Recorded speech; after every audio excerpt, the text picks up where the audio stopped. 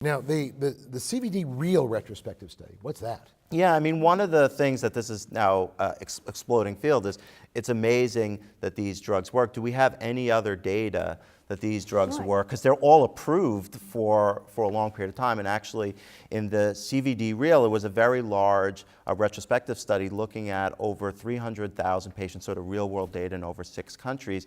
And this study, I think, has 3 important take-home points. One is it's a much lower risk population. So the EMPA-REG study was patients who had cardiovascular disease.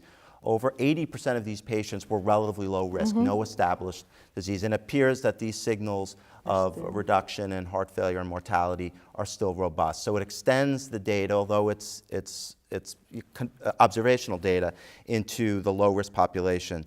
2, I think it's important that when you look at the geographical use of these drugs, there are some drugs that are used more in the US, others used more in Europe, and the results seem robust irrespective of the agent. So we were waiting for CANVAS, that just with CANA, and then there's a trial with DAPA that's the third agent. So it looks like, at least in this observational study, that there didn't seem to be heterogeneity in how these drugs worked, at least in the real world experience. So, but I think the biggest thing is extending it to lower risk populations to say, could these drugs have a role in patients who don't have established cardiovascular disease but are at risk for it because they're diabetic? Right. And this goes to what you were saying, which is this disease has been brewing for years before we see it show up with an elevated, an elevated blood glucose. Right, unlike diabetes, in which we have the metric with A1C or the sugar determinations, for cardiovascular disease, it's usually an event.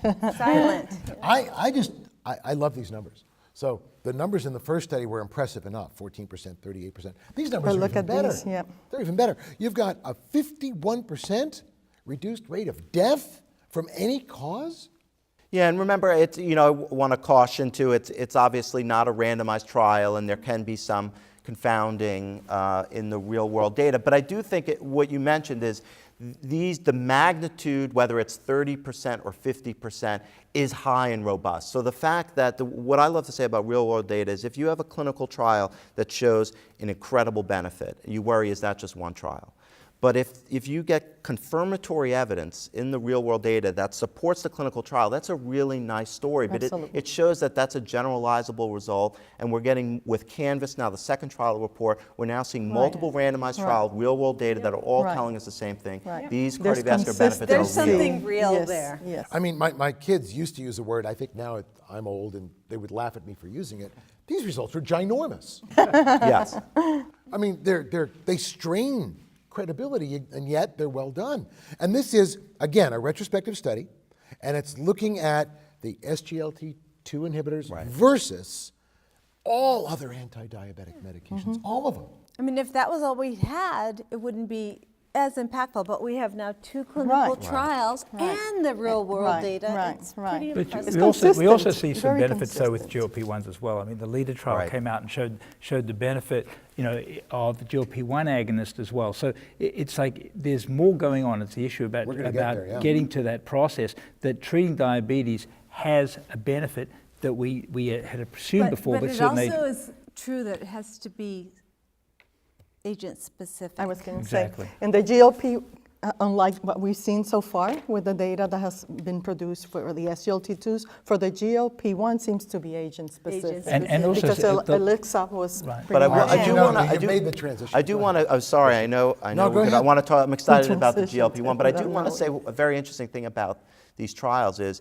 When we're talking about treating diabetes and hyperglycemia, because of how these trials were designed, we're actually not having one of the arms having better glucose control than the other, really. So they're matched. So actually these benefits are independent of the hyperglycemia. So which is fascinating. It's not all about, well, this is just a really effective drug at lowering glucose. We know glucose is bad for the heart. It's independent of the hemoglobin A1C and glucose. There's something about these agents we don't understand. But we have to remember, there's a little weight loss, there's a little blood pressure lowering, there's a little A1C lowering, so it's probably all the above.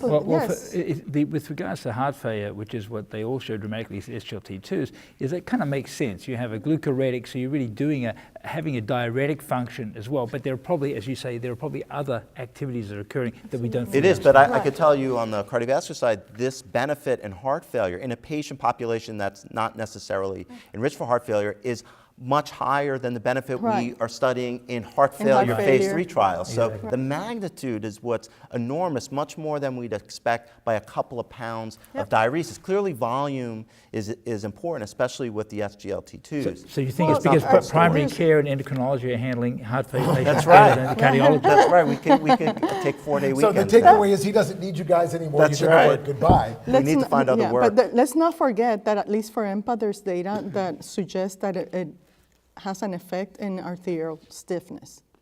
So compliance is improved. Yeah, the preload and the afterload.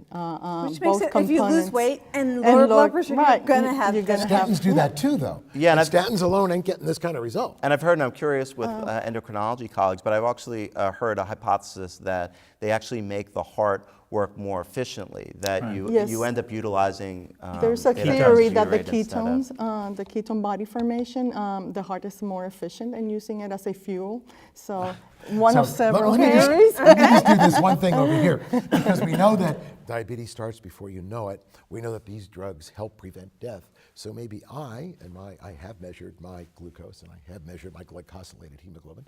It's normal. Maybe I should just start taking these drugs now. Could you write me a script? zero data for that. But I will say they are, I've heard the murmurings of planning of trials in non-diabetes That's where I was going. populations with heart failure, et cetera, looking for other ancillary this is- benefits. This is how statins Yes, started, right? yes. Treat patients who had it, and now you start moving it back and saying, actually, if you start treating earlier and earlier, you'll prevent them from ever having This is overt cardiovascular crazy disease. exciting.